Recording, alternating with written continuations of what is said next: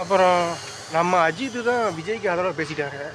அப்போ எதுக்கு சில பல அஜித் ரசிகர்கள் நல்லா பேசுகிறீங்க, சில பல அஜித் ரசிகர்கள் கெட்டதாக பேசுகிறீங்க. கெட்டதாக பேசுனா அது திமுகவுக்கு சமம், நல்லதாக பேசுனா தமிழை வெற்றி கழகத்துக்கு சமம்.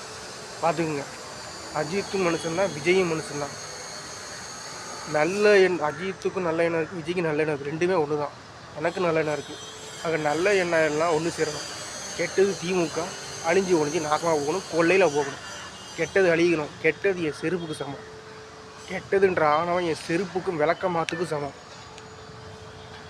என் செருப்புக்கு கீழே கெட்டது தான் ஆணவம்.